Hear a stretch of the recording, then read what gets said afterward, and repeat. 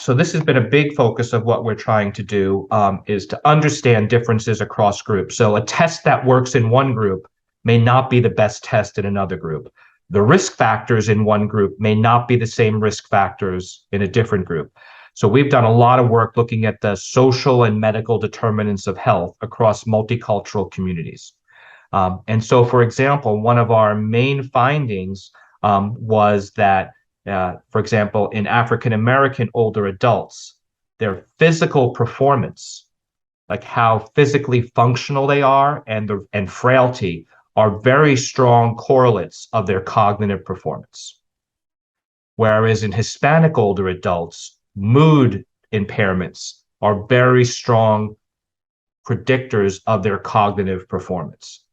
So if you were assessing an older adult and all you were doing was a memory test, you might really miss important risk factors and modifiable factors in other groups. So we're now looking at like this vulnerability pattern across different racial and ethnic groups.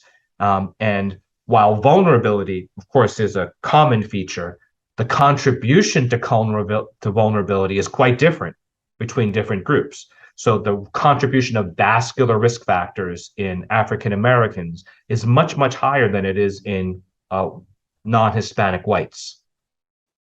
The distribution of risk factors based on socioeconomic status is different, right? So socioeconomic status helps determine your access to care, right? Socioeconomic status is colorblind, right?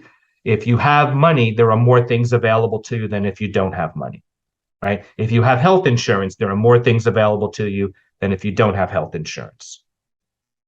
But once you get into the health system, then unfortunately, race and ethnicity has a lot to do with the quality of the care that people are receiving, right? And so our research is trying to tease out how we can pull out these things that can help us develop policies and guidelines that would ensure that each person gets assessed in the most appropriate way and gets the care that they truly deserve.